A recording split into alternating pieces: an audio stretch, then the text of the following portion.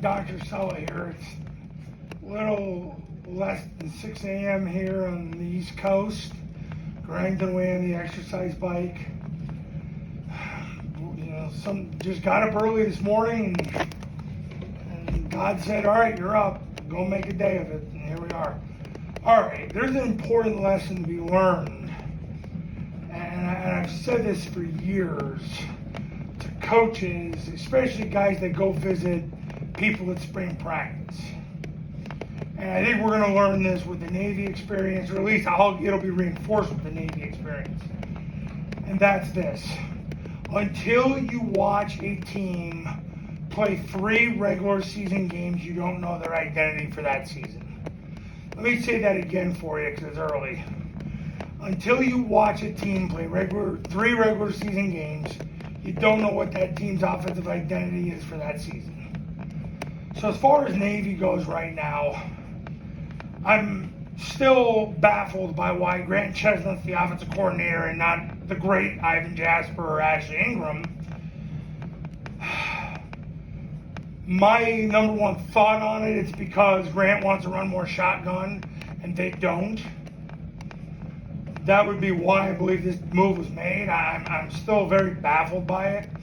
I also read yesterday, or I was told this by someone very close to the Navy program, that Mike Judge is coming back to be the A-back coach, which is a phenomenal hire. And Mick Yukaitis, who has been amazing to me for the last 3 decades, is coming back to be the receivers coach. So, and then on top of that, Tommy Laurendine was brought in an offensive position. So, all triple option guys are on offense. They're all guys that have coached under center triple option, but we're going to have to wait and see. But I'm going to tell you right now, it's all Air Force until they prove that they're at least 80+% under center. I am not spending any more time covering Navy unless they come out the first 3 games and they're 80+% under center. So let's wait and see. And listen, you can go to spring practice and you might get there on a day where they're working on something and you come out with your report. No offense, but I don't give a jolly gee whiz what it is. Because until they play 3 regular season games, the truth hasn't come out yet. The truth only comes out when they play 3 regular season games. Then you get to see what they're all about. Spring practice doesn't tell the tale. Because you might go there on a day they're all under center. Or you might go there on a day where they're all a shotgun. But there's a very important lesson to be learned about these college football programs.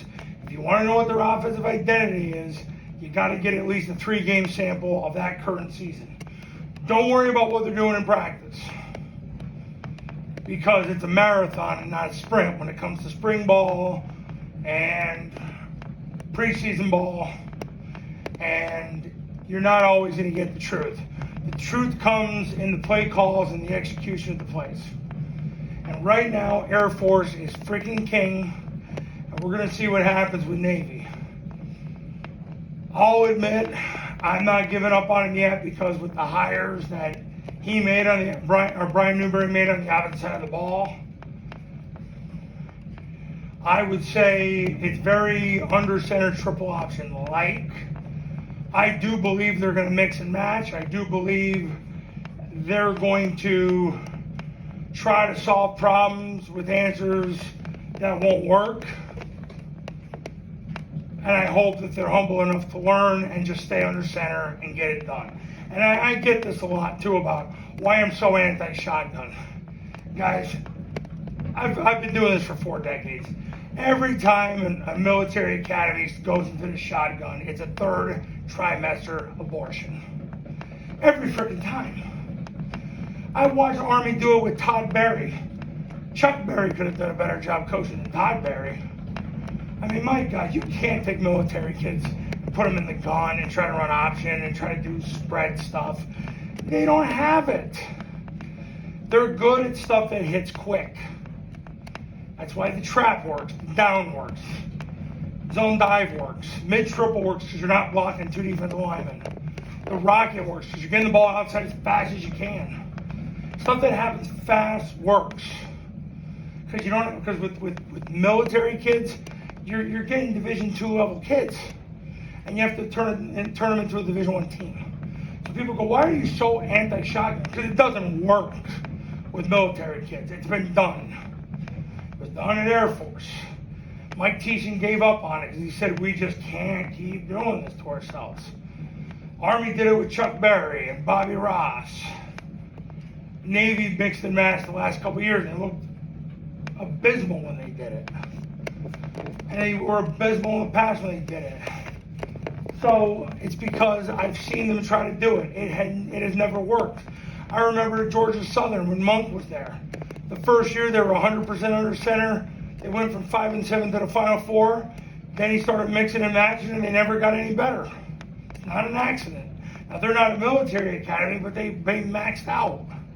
They peaked. So that's why I'm so against it. 'Cause it doesn't work. What works are quick hitting plays that get past the defensive line fast. That's what works. When your players suck, that's what you need to do. So as far as Navy goes, we'll see what happens. I'm going to spend the super majority of the time covering Air Force because they're the standard, and I'm going to teach you what they do.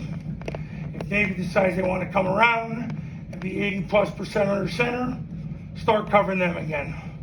But for right now, go Air Force. We'll talk soon.